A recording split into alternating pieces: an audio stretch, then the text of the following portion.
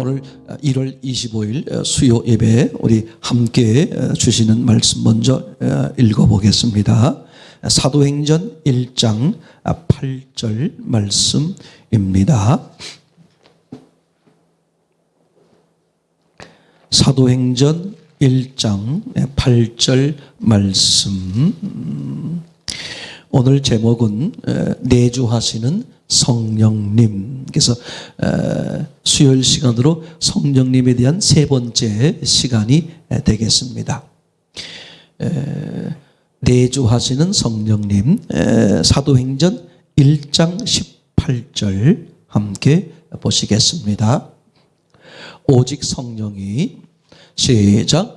오직 성령이 너희에게 임하시면 너희가 권능을 받고 예루살렘과 온 유대와 사마리아와 땅 끝까지 이르러 내 증인이 되리라 하시니라. 아멘. 한 번 더 읽어보겠습니다. 시작.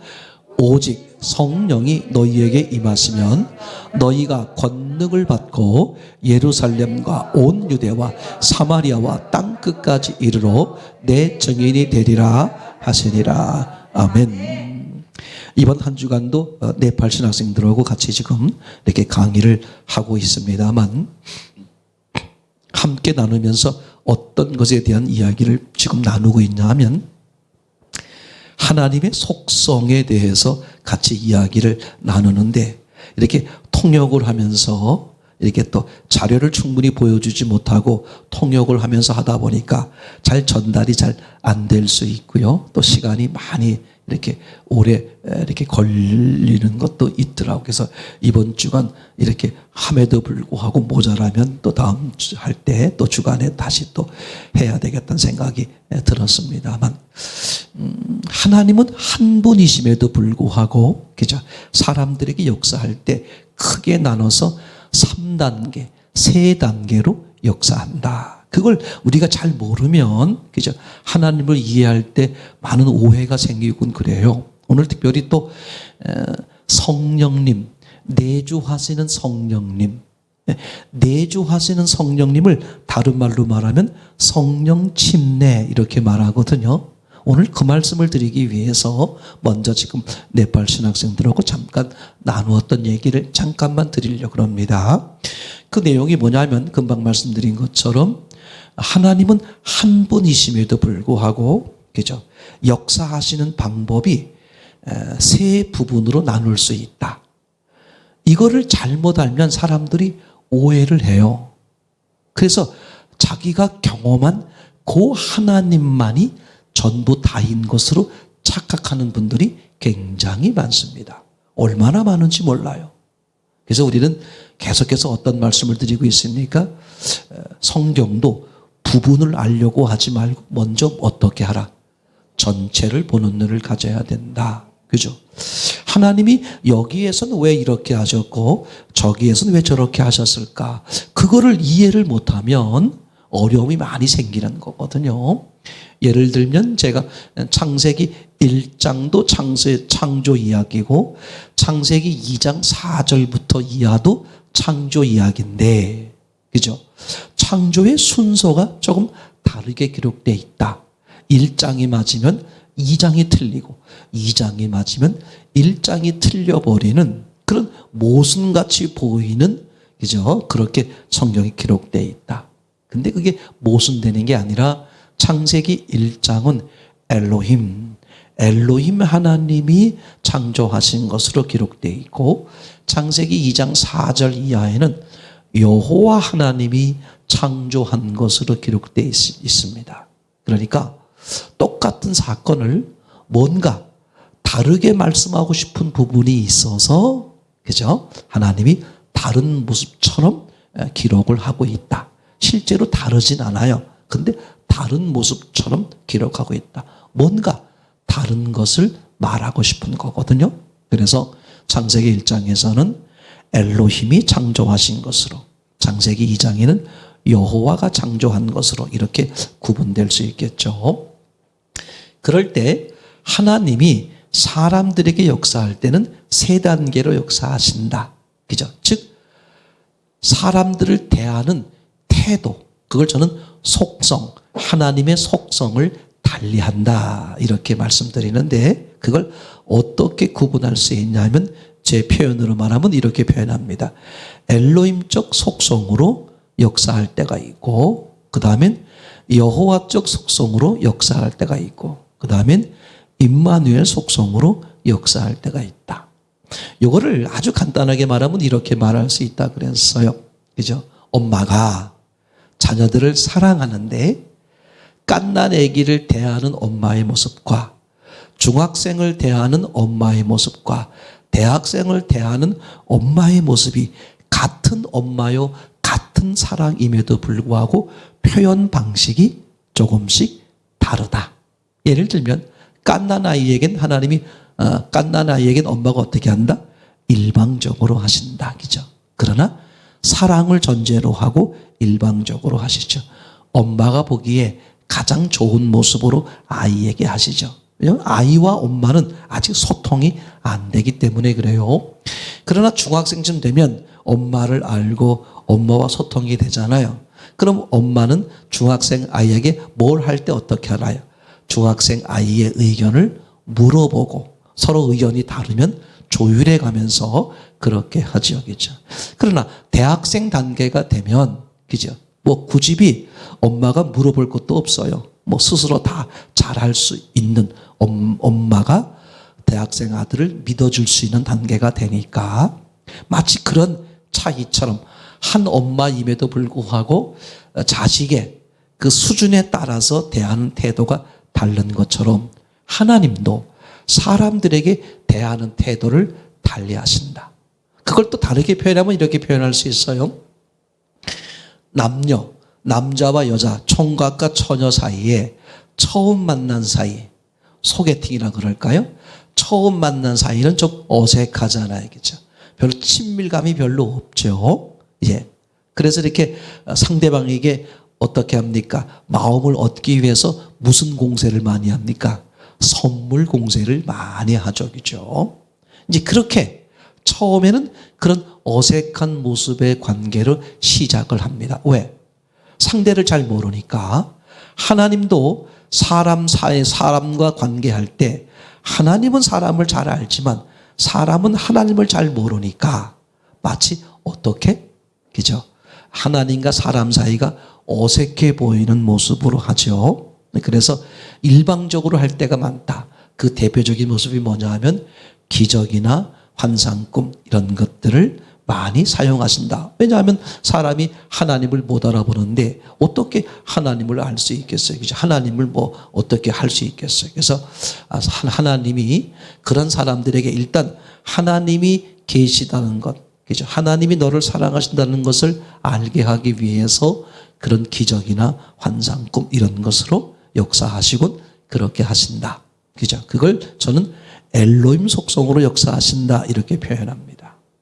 그 다음 단계, 이제 그 단계가 넘었으면 마치 총각 처녀가 처음 만나서 어색했지만 서로를 알아가면서 사랑이 싹트기 시작하면 연애 단계가 되잖아요. 친밀한 관계가 되죠.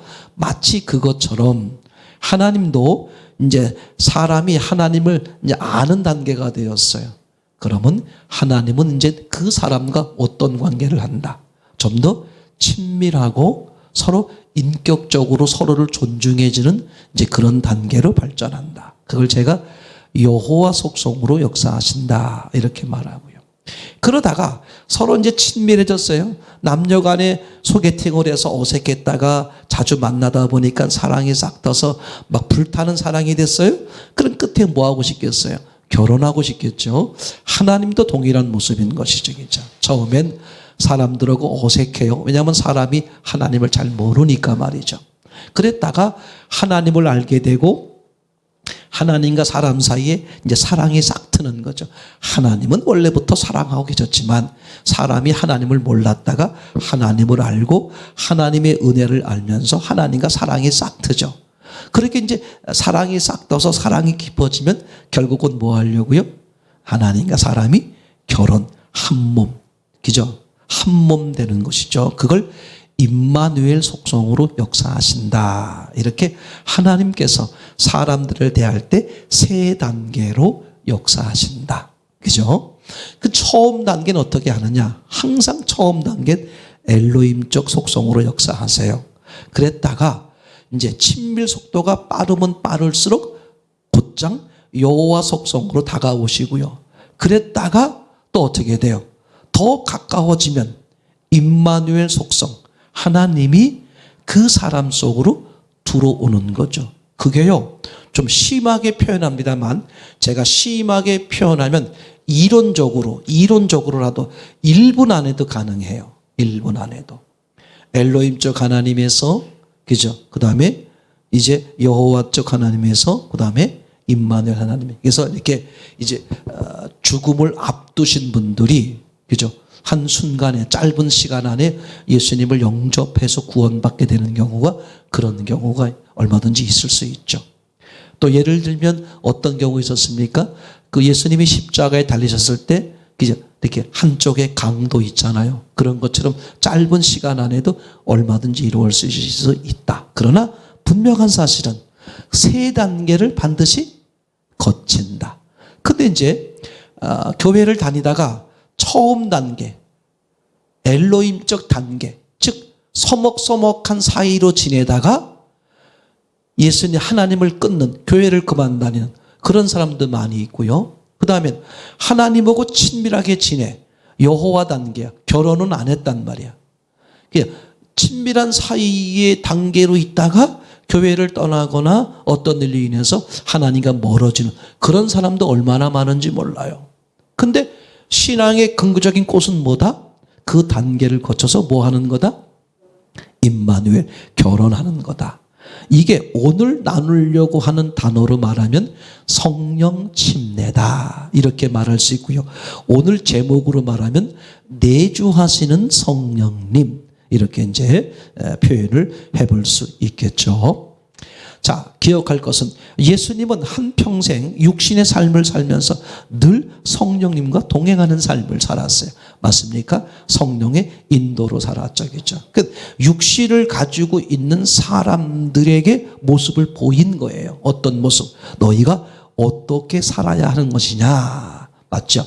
그럼 누구의 인도를 받고 살아야 된다? 성령님의 인도를 받고 살아야 된다. 이게 아주 중요하죠. 그래서 성령님이 어떤 분인지, 또 어떤 일을 하시는지를 우리가 정확히 인지할 때 그분과 어떻게 돼? 평생 동행하는 삶을 살 수 있잖아요. 자, 그래서 창세기에서 창세기 5장 24절 에녹이 하나님과 동행했다고 써 있었어요. 평생이 아니라 그죠? 300년 동안을 동행했어요. 즉 하나님을 만난 이후에 하나님과 끝까지 동행을 했죠. 그건 이 내용으로 말하면 구체적으로 누구의 인도를 받고 산 거예요? 성령님의 인도를 받고 산 거다. 그럼 여기서 이제 우리가 생각해 보려는 것은 성령 받는 방법, 이걸 얘기하려고 그러는 거예요. 성령 받는 방법. 자, 누가 뭐라 그래도 이걸 정확히 기억하셔야 됩니다. 성령 받는 방법은 딱 하나밖에 없어요. 다양한 방법이 있지 않습니다. 예를 들어서 목사님, 아주 훌륭하신 목사님이 안수해줘가지고 성령 받고, 이제 그렇게 하면 안 됩니다. 성령 받는다는 것은 무슨 뜻이냐? 성령이 내 안에 들어오시는 것이죠. 그러면 성령 받는다는 것은 어떻게 이루어지는 거냐? 예수님을 나의 주인으로 믿을 때, 예수님을 나의 주인으로 받아들일 때 동시에 누가 들어오신다? 성령님이 들어오시는 것이다. 아멘. 그러니까 성령 받는 방법의 유일한 것은 뭐라고요? 예수님을 믿을 때, 예수님을 영접할 때만 가능하다. 어떤 분들은 그전에 이런 오해가 많이 있었어요. 예수 믿는 것과 성령 받는 것은 따로따로다. 그런 오해가 있었기도 했습니다만, 분명히 말씀을 드립니다만 그런 것은 아니고, 그죠? 삼위일체 하나님이시기 때문에, 맞습니까? 삼위일체 하나님이시기 때문에 성령님이 예수님을 믿으면, 즉 예수님을 나의 주인으로 받아들이면 동시에 누가? 성령 하나님이 그리고 성부 하나님이 동시에 들어오시는 것이죠. 아멘. 왜냐하면 삼위일체이시니까, 세 분이 한 분으로 계시니까, 그죠? 예수님을 영접한다는 말은, 그죠? 성령 하나님, 성부 하나님이 동시에 들어오시는 것이다. 제 페이지로 말하면 저 뒤에 있는 건데, 이 설명을 먼저 드리기 위해서 뒤에 있는 페이지를 먼저 앞으로 가져오면 로마서 8장 9절에서 10절을 먼저 찾아보겠습니다. 로마서 8장 9절에서 10절 말씀.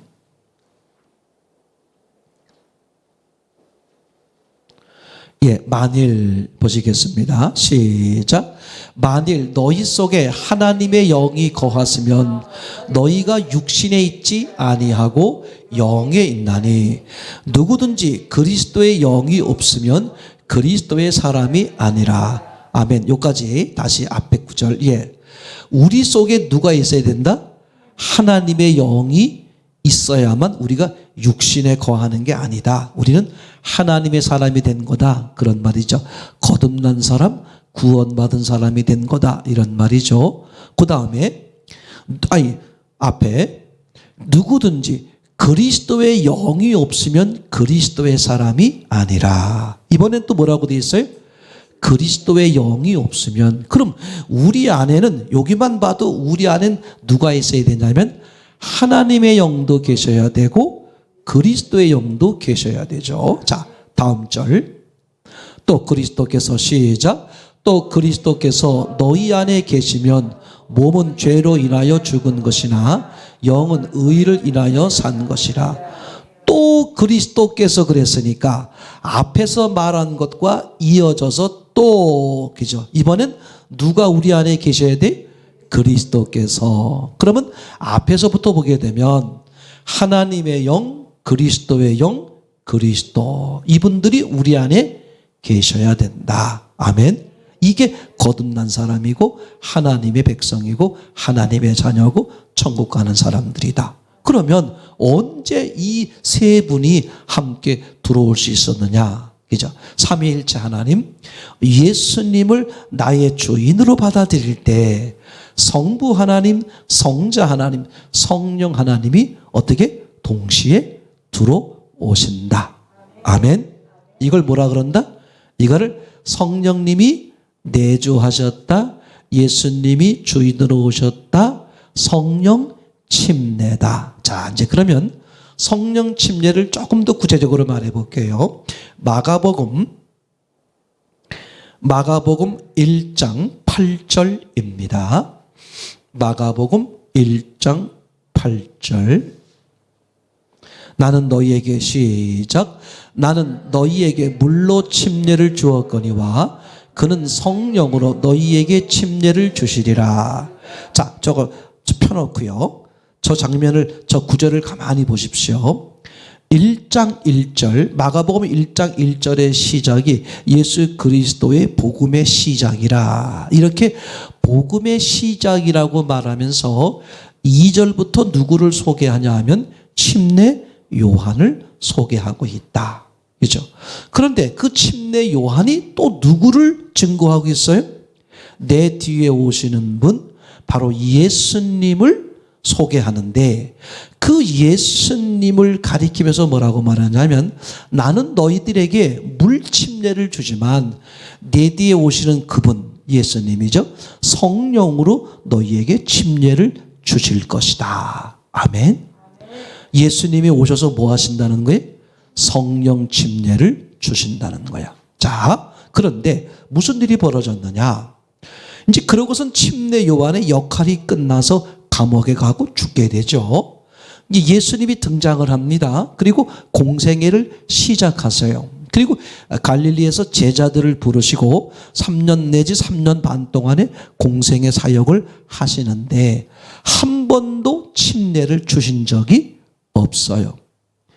요한복음에 의하면 유대인 지도자들에 의하면 저 예수님이 침례를 많이 줬다라고 소문이 나 있는데, 그것은 예수님의 예수님이 준 게 아니라 예수님의 제자들이 줬다고 기록되어 있죠. 그러니까 예수님은 한 번도 뭐예요? 침례를 주신 적이 없어. 성령 침례는커녕 물 침례도 주신 적이 없단 말이에요. 그리고 어느 날 저들에게 붙들려서 죽으셨어요. 그러니까 죽으실 때까지 한 번도 침례를 주신 적이 없습니다. 그러면 이상하죠. 마가복음에서 침례 요한이 뭐라 그랬다고요? 내 뒤에 오시는 저 메시아, 저 예수님께서 여러분들에게 성령 침례를 줄 겁니다. 그렇게 말씀을 하셨는데 살아생전 침례를 주신 적이 없어요. 그리고 십자가에 죽으셨는데 부활을 하셨습니다. 아하, 이제 부활하셔서 성령 침례를 주시려고 그러시나 보다. 그랬더니 40일 동안 함께 제자들하고 지내시기도 하시면서 성령 침례를 주시는 장면이 없고, 사도행전 1장 8절 이제 막 승천하기 직전에, 그죠? 뭐라고 했습니까? 성령이 너희에게 임하면 아버지가 약속한 바 성령을 기다리라. 그렇게 말하고 예수님이 직접 성령을 주시는 장면이 없이 뭐 해버려요? 승천을 해버렸어요. 그러면 이상하잖아요.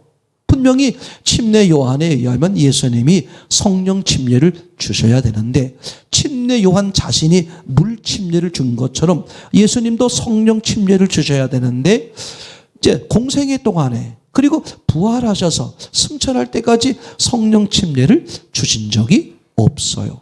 그럼에도 불구하고 오늘 침례 요한의 말씀이 곧 하나님의 말씀이니까, 요한은 예수님은 반드시 어떻게 해야 돼요? 성령 침례를 주셔야 되죠. 그렇죠? 승천하셨어요. 아버지의 약속한 것을 기다리라고 제자들에게 부탁하고 승천해 버리셨는데, 그죠? 그리고 나서 무슨 일이 벌어졌습니까? 바로 성령이 강림하시는 장면이 나오죠. 사도행전 2장입니다. 그때를 가리켜서 성령 강림절 이렇게 말하죠. 성령이 내려오셨다 그런 말이에요. 근데 좀 이상하다 그랬죠. 그러면 그 전에는, 사도행전 2장 전에는 성령이 내려오시지 않았느냐? 아니거든요. 구약시대에도 성령이 내려오셔서 막 역사하셨어요. 다윗과 함께 있기도 하고, 그래서 다윗이 뭐라고 말해요? 내게서 성령을 거두지 마세요. 막 그렇게 부탁하고 나잖아요. 그리고 예수님 당시에도 성령이 이 땅에서 역사하고 계셨어요. 맞습니까? 성령에 이끌려서 예수님이 뭐 활동도 하시고 광야도 가시고요. 그죠?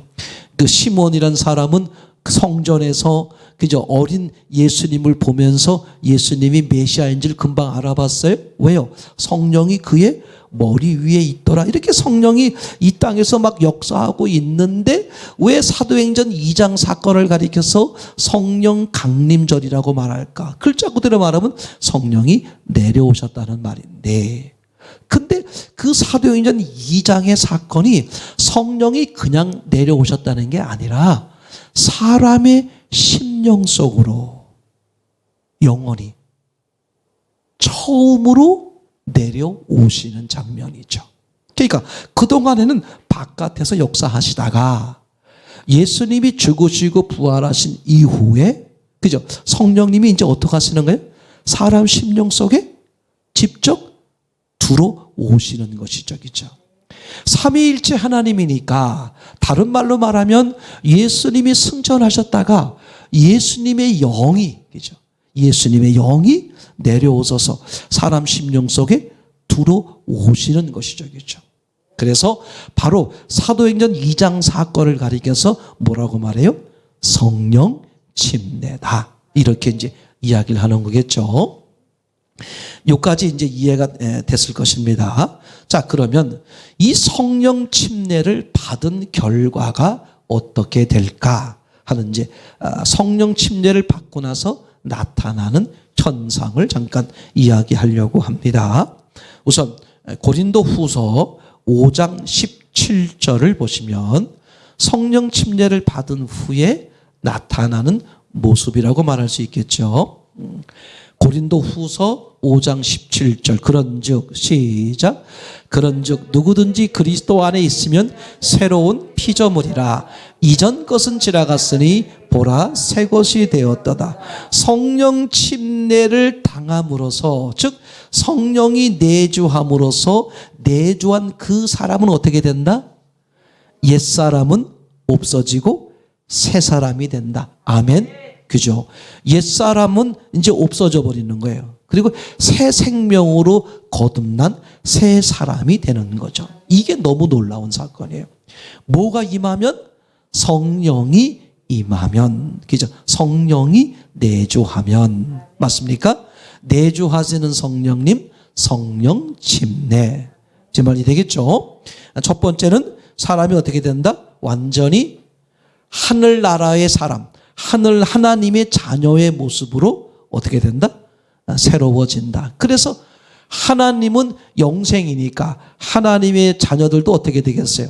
영생하게 된다. 아멘. 이렇게 기본적으로 바뀌게 되겠죠. 더 나아가서, 그죠? 더 나아가서 어떤 일이 벌어지느냐? 요한복음 15장 5절입니다. 요한복음 15장 5절. 자, 시작. 나는 포도나무여 너희는 가지니 저가 내 안에 내가 저 안에 있으면 이 사람은 과실을 많이 맺나니 나를 떠나서는 너희가 아무것도 할 수 없음이라. 그죠?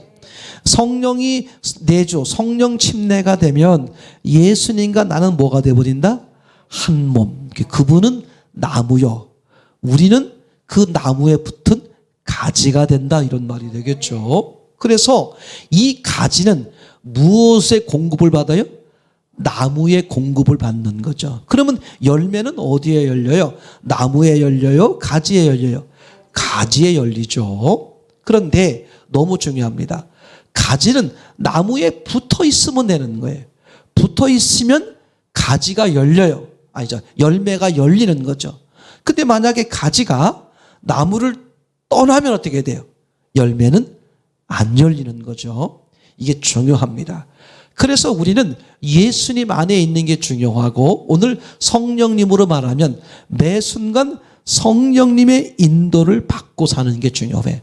성령님의 인도를 받고 살면 그죠? 성령의 열매가 어떻게 돼요? 맺어지게 된다. 사랑과 희락과 화평과 오래 참과 자비와 양성과 충성과 온유와 절제 이런 열매들이 풍성하게 어떻게 돼? 열려지게 되는 거죠. 그런 걸 통해서 죽은 사람이 살아나고요. 상심한 사람들이 치유가 되기도 하고요. 넘어진 사람이 일어나기도 하고요. 두려워하던 사람들이 그죠? 이렇게 이제 담대해지기도 하고요. 맞습니까? 이런 역사가 일어나는 거겠죠. 자, 고린도전서 12장 13절. 이제 한 몸 되는 거. 자, 고린도전서 12장 13절 시작. 우리가 유대인이나 헬라인이나 종이나 자유자나 다 한 성령으로 침례를 받아 한 몸이 되었고 또 다 한 성령으로 마시게 하셨느니라. 아멘. 이 고린도 교회에서는요 엄청난 큰 사건이 벌어진 거예요. 왜냐하면 자, 유대인들은 그죠? 어떻게 생각했냐면 하나님이 누구의 하나님? 자신들의 하나님. 또 이제 메시아 예수님이 오셨어요. 메시아여 예수님이 오셨음에도 불구하고 여전히 또 그 예수님 메시아를 어떻게 여겨? 유대인들의 예수님으로 여기는 거예요. 대표적인 인물이 누구였죠? 베드로 같은 인물이었잖아요. 그죠? 맞습니까? 아주 이방 사람들은 쳐다도 안 봤어요. 그래서 예루살렘 교회가 어떤 일을 벌였던 거죠? 오직 그죠? 하나님, 예수님은 누구의 예수님, 누구의 하나님? 우리 유대인들의 하나님, 유대인들의 예수님. 그래서 결국은 예루살렘 교회가 다 깨져버리잖아요. 하나님이 다 흩어버리시지 않습니까? 이게 중요합니다. 지금 이 고전 12장 13절의 고백은 엄청난 고백이에요. 우리가 이렇게 말하고 있어요. 그죠? 주로 말하는 게 유대인들이죠. 유대인이나 헬라인이나 종이나 자유인이나 다 한 성령으로 침례를 받아 한 몸이 되었고 다 한 성령으로 마시게 하셨느니라. 그러니까 유대인들만 성령을 받는지 알았어요. 근데 누구들도, 그죠? 이방인들도, 헬라인이나 이방 어떤 사람들 다 뭘 받을 수 있다? 성령을 받을 수 있다. 그러면 성령 침례를 받는다는 것은 그 전에 누구를 받아들인다는 거야? 예수님을. 그러니까 유대인들뿐만 아니라 사마리아 사람, 이방인 모두가 다 어떻게 되는 거야? 예수님을 메시아를 받아 믿을 수 있다. 뿐만 아니라 성령을 받을 수 있다라는 사실을 인정하는 게 엄청난 사건입니다. 이들은요, 이 고린도 교회라고 말할 수 있을까요? 지금 이 유대 쪽에 있는 이분들은요, 상상도 못하는 일이야. 어떻게 사마리아 사람들이, 어떻게 이방인들이, 그죠? 하나님을, 메시아를, 예수님을 받아들인단 말이야. 그리고 그들에게도 성령이 임한다? 상상도 못하는 일이라고, 그죠? 분명히 얘기해 볼 수 있겠죠. 근데 분명한 사실은 지금 이 성령 침례는, 그죠? 어떻게 됐습니까? 누구나, 모든 사람들이 다, 단 조건이 있어요. 성령 침례를 받는 조건이 딱 한 조건이 있죠. 어떤 사람? 예수님을 나의 주인으로 받아들이는 사람. 아멘. 혈족과는 아무 상관이 없고, 그래서 무엇으로? 믿음으로. 아멘. 아주 놀라운 사실인 것을 보게 되겠죠. 자, 사도행전 2장 38절 39절입니다. 예, 성령 받는 것은 안수나 기도 이런 것으로 받는 게 아니라 믿음으로 받는 것이다. 이걸 말하고 싶거든요. 자, 베드로가 시작. 베드로가 가로되 너희가 회개하여 각각 예수 그리스도의 이름으로 침례를 받고 죄 사함을 얻으라. 그리하면 성령을 선물로 받으리니. 그죠? 회개하고 예수님을 나의 주인으로 받아들였더니 성령이 임하는 거죠. 아멘. 그죠? 성령은 따로 받는 게 아닙니다. 조건은 딱 하나밖에 없어요. 안수해서 성령 받는 거 아닙니다. 기도 많이 해가지고 성령 받는 거 아니에요. 성령 받는 것은, 성령이 임하는 것은 예수님을 주인으로 영접할 때에 성부 하나님, 성령 하나님 동시에 들어오시는 것이다. 아멘. 그렇죠? 자, 갈라디아서 3장 2절, 갈라디아서 3장 2절을 보시겠습니다. 내가 너희에게 시작. 내가 너희에게 다만 이것을 알려 하노니 너희가 성령을 받은 것이 율법의 행위로나 혹은 듣고 믿음으로냐. 아멘. 그 다음에 14절, 이는 시작. 이는 그리스도 예수 안에서 아브라함의 복이 이방인에게 미치게 하고 또 우리로 하여금 믿음으로 말미암아 성령의 약속을 받게 하려 함이라. 아멘. 메시아 되시는 예수님을 유대인뿐만 아니라 사마리아, 이방인 모든 족속들이 다 믿을 수 있는 것처럼 성령도 어떻게 돼요? 모든 사람들에게 다 동일하게 받을 수 있다 없다? 있다. 아멘. 자, 그러면 이제 큰 그림으로 실제로 이들이 성령 받는 모습은 어땠을까 한번 보려고 합니다. 첫째, 유대인들이 성령 받는 모습이죠. 사도행전 2장 1절부터 보겠습니다. 예루살렘에 임하는 성령님. 그죠? 그러니까 유대인들에게 라고 표현할 수 있겠죠. 1절부터 4절 시작. 오순절 날이 이미 이름에 저희가 다 같이 한 곳에 모였더니 호련히 하늘로부터 급하고 강한 바람 같은 소리가 있어 저희 앉은 온 집에 가득하며 불의 혀같이 갈라지는 것이 저희에게 보여 각 사람 위에 임하여 있더니 저희가 다 성령의 충만함을 받고 성령이 말하게 하심을 따라 다른 방언으로 말하기를 시작하시니라. 아멘. 자 보세요. 이제 성령을 받고 나니까 무슨 일이 벌어졌습니까? 성령의 나타나는 표시가 막 있죠. 특별히 대표적인 게 뭐예요? 방언이죠. 여기서 말하는 방언이라는 것은 다른 나라의 언어를 하는 거죠. 제 말 이해되겠죠? 다른 나라의 언어. 자, 그러면 꼭 기억해 보세요.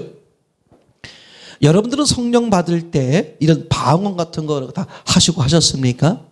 성령 받으려면 누가 임하는 거죠? 예수님이 임하는 거잖아요. 예수님을 영접할 때 성령님이 동시에 임합니다. 아멘. 그럴 때, 그러면 예수님 영접할 때, 곧 성령 받을 때 뭐가 나타나야 돼요? 이런 방언이나 이런 게 나타나야 되겠죠. 근데 거의 다 나타나지를 않았단 말이죠. 자, 이제 그게 왜 그런가를 잠깐 설명해 볼게요. 우선 예루살렘에 성령님이 임하는 장면, 성령 강림절이죠. 눈에 안 보이는 하나님의 영이 사람 심령 속에 어떻게 들어오시는 거잖아요. 이게 첫 번째 사건이니까 사람들이 알아보겠어요? 못 알아보겠어요? 못 알아보죠. 그래서 첫 번째 사건이기 때문에 사람들이 알아보게 하기 위해서 성령이 임했다, 성령이 내주했다는 것을 알아보게 하기 위해서 이런 현상들을 나타나게 하십니다. 아멘. 이거 아주 중요한 거예요. 지금 제 말 이해되고 있나요? 예. 그 성경 사건을 보면 이렇게 처음 이 유대인들에게도 예수님 제자를 비롯한 유대인들에게도 성령이 임하는 건 처음이잖아요. 지금 제 말 이해되게 성령이 내주하는 것은 그러니까 그들도 모를 수 있단 말이죠. 예수님 말씀하셨죠. 내가 떠나가는 게 너에게 유익이다. 아버지께서 너희를 성령을 보혜사를 보내실 것이다. 그럼 보혜사가 오셨는지 안 오셨는지를 알 수가 없죠. 영이니까. 그래서 이제 실제로 이제 사람들에게 보혜사 영이 오셨구나. 또 성경을 읽는 독자에게도 성령이 임하셨구나. 실제로 임하시는구나. 그렇게 알게 하기 위해서 이렇게 나타나는 현상으로 보이곤 하십니다. 아멘. 자, 그러다가 성령이 이렇게 임하셨구나. 이런 걸 보여주게 되면 그다음부터는 예수님을 영접하면 성령이 임하는 거구나. 그걸 알게 되잖아요. 그러면 그때부터는 이제 어떻게 되었어요? 성령이 임했다고 해서 특별하게 어떤 현상을 나타낼 이유가 없는 거겠죠. 그래서 점점 이게 반복될수록 성령이 임해도 성령이 내주해도 나타나는 현상이 점점 사라지게 됩니다. 아멘. 자, 두 번째. 이번에는 사마리아 사람들에게 처음 성령이 임할 때 모습을 보겠어요. 이때도 사마리아 사람들은 말이 안 돼요. 유대인들은 그래도 성령님이 임한다, 예수 믿고 성령을 메시아를 받아들이고 성령이 임한다는 건 이해가 되는데 저런 사마리아 사람들은 이렇게 도저히 용납이 안 될 수 있잖아요. 그죠? 유대인들이 볼 때도 용납이 안 되고 사마리아 사람들 스스로 볼 때도 용납이 안 될 수가 있겠죠. 그래서 그들 세계에서도 첫 번째 장면에서 이런 표적의 모습이 나타나겠죠.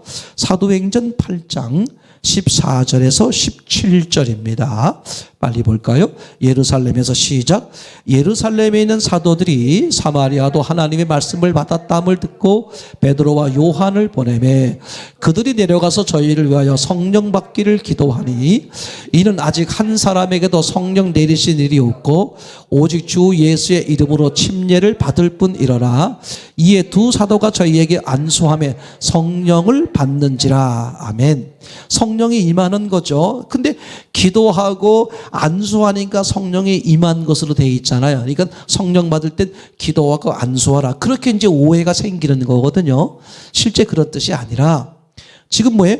이 사마리아 사람들에게 성령이 임하는 것. 누구의 이름으로? 예수님의 이름으로 성령이 임하는 것을 처음으로 보여주는 장면이에요. 그래서 그죠? 사람들이 가만히 있으면 성령이 임했음에도 불구하고 아무런 현상이 나타나지 않으면 내가 성령이 임했나 안 임했나. 그래서 전혀 사람들이 동의할 수가 없잖아요. 그래서 예수님이 이런 게 많이 있습니다. 예수님이 병자들을 고칠 때도요. 가만히 보세요. 예수님이 손을 만져야만 이렇게 병을 고칠 수 있습니까? 일어나 걸어가라 그래야만 할 수 있습니까? 그냥 예수님이 마음속으로만 해도 병이 다 나요. 나사로 같은 게 마찬가지. 나사로야 일어나라. 그렇게 말을 해야만 일어납니까? 아니에요. 죽은 나사로가 어떻게 알아들어요? 못 알아듣지. 그러니까 예수님이 마음속으로 나사로야 일어나라. 마음속으로만 해도 나사로는 일어나는 거예요. 근데 왜 말을 하고 왜 만지기를 하고 뭐 가서 씻고 오라고 이렇게 할까? 사람들이 예수님이 고치신 것을 못 알아보니까, 제 말 이해되나요? 예수님이 하신 거라는 것을 알게 하기 위해서 그렇게 하는 것뿐이지. 생각해 보세요. 그죠? 그러니까 만약에 그냥 예수님이 마음속으로 했는데 저 사람이 병이 났어요. 근데 그 사람은 예수님이 아무 말 안 했으니까 내가 병이 저절로 났나? 어저께 약 먹은 것 때문에 났나? 이렇게 전혀 예수님을 인정할 수 없게 되잖아요. 그래서 일부러 예수님 어떻게 그런 행동도 하시고 말씀도 하고 그렇게 하는 거잖아요. 그죠? 마찬가지입니다. 성령이 임하는 것도 사마리아 사람들에게도 성령이 임한다는 것을 유대인뿐만 아니라 사마리아 모든 사람들에게도 알게 하기 위해서 이렇게 나타나게 하는 거죠. 그랬더니 18절은 나와 있지 않습니다. 아마 18절에 보면 성령이 임하는 것을 보고 18절에 시몬이란 사람이, 마술사 시몬이란 사람이 이렇게 말합니다. 성령 받는 것을 보고 돈으로 사려 하자. 그러니까 시몬이 뭘 본 거예요? 저 사람들에게 성령이 임한 걸 보인 거죠. 어떻게 받겠어요? 뭔가 보여진 게 있었단 말이죠. 제 말 이해되겠죠? 이렇게 첫 장면에서 사마리아 사람들에게도 성령이 임하는구나, 그걸 알게 하기 위해서 그렇게 보이는 장면이죠. 이번엔 세 번째, 그러면 이방인들에게 성령이 임할 땐 어떻게 됐을까? 마지막 세 번째입니다. 이방인 고넬료 식구들에게 임하시는 성령님. 그죠? 자, 사도행전 10장 44절부터 48절 시작. 베드로가 이 말할 때 성령이 말씀 듣는 모든 사람에게 내려오시니 베드로와 함께 온 할례 받는 신자들이 이방인들에게도 성령 부어주심을 인하여 놀라니. 아멘. 여기까지만 보죠. 자, 보세요. 그죠? 성령이 임했는데 성령이 뭐 무게가 있습니까? 소리가 있습니까? 영이 임하면 아무도 모르잖아요. 아무것도 몰라야 되는데 45절에 베드로와 함께 온 할례 받는 신자들 누구예요? 유대인들이겠죠.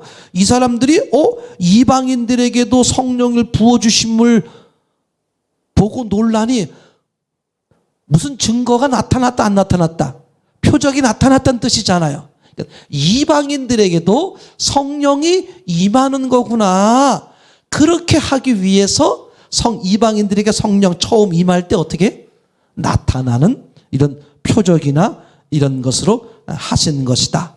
이해가 되겠죠? 아멘. 그러나 성령님이 임하는 것은 누가 안수하고 기도해서가 아니라 예수님을 나의 주인으로 영접할 때 성령이 동시에 임하는 것이다. 아멘. 자, 그래서 이제 마지막입니다.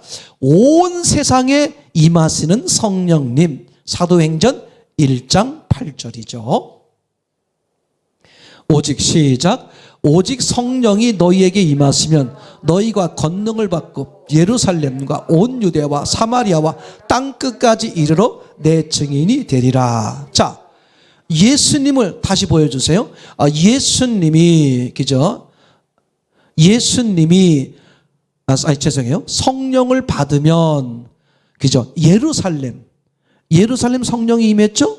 온 유대 임하죠? 사마리아 임하죠? 그 다음에 어디까지? 땅 끝까지. 그러니까 예수님이 모든 사람들에게 전해지면 다 그 사람들에게 예수님을 영접할 수 있단 말이죠. 그럼 그 세상 모든 사람들이 예수님을 영접하면 동시에 누구도? 성령님도 받아들일 수 있다. 아멘. 자, 결론입니다. 그래서 결국 우리 안에 지금 누가 계시는 거예요? 성령님이 잠깐, 영원히. 이게 중요합니다. 그래서 예수님이 마지막 날 죽으시기 마지막 전날 밤 행하신 예식 두 가지가 있었죠. 성찬식과 세족식. 성찬식은 뭐다? 성령이 너희 안에 들어오신다. 즉 예수님이, 그래서 진리의 영이라 그랬잖아요. 예수님의 영이, 즉 보혜사 성령이 너희 안에 이 떡처럼 실제로 들어오신다. 성찬식이죠. 세족식은 뭐냐? 우리가 죄를 지면 또 성령이 떠나시는 거 아니에요? 예수님이 떠나시는 거 아니에요? 그랬더니 뭐라고 말해? 아니, 너희 발을 씻기시는, 너희 죄를 씻기시는 심정으로 어떻게 하겠다? 계시겠다. 그래서 이게 놀라운 거예요. 그래서 예수님이 곧 성령님이 우리 안에 오시면 우리와 어떻게 된다? 영원히 함께 계셔 주신다. 아멘. 그래서 이게 중요합니다. 우리는 매 순간 어떻게 해야 돼? 그분이 나를 뭐 하도록? 주도하도록. 그죠? 순간순간 내가 죄를 질 수 있어요? 없어요? 죄를 지죠? 그럼 빨리 뭐 해야 돼요? 빨리 돌이키는 거예요. 회개하는 거죠. 그럼 내가 죄를 짓는 게 뭐냐? 그분이 주인이요, 그분이 주도하셔야 되는데 내가 주인이요, 내가 주도하는 삶을 사는 게 곧 죄가 되는 거죠. 맞습니까? 그러면 예수님을, 성령님을 근심시키는 거죠. 자, 마지막 구절입니다. 에베소서 4장 30절 말씀. 하나님의 시작. 하나님의 성령을 근심하게 하지 마라. 그 안에서 너희가 구속의 날까지 인치심을 받았느니라. 아멘. 그죠? 성령님은 우리 안에 들어오시는 분이시고요. 우리와 함께 영원히 살아주시는 분인데, 그죠? 우리가 어떻게 살아야 된다? 그분의 주도로. 맞습니까? 그걸, 그죠? 에녹은 어떻게 표현? 하나님과 동행하는 거다 이렇게 표현했고요. 그죠? 다윗은 하나님께 매 순간 여쭙는 거였고, 아브라함은 하나님 말씀 한마디에 자기 인생을 거는 거였다. 아멘. 이게 우리 신앙인이, 우리 그리스도인들이 살아가야 될 유일한 자세인 것이죠. 그런 은혜가 넘치기를 소원합니다.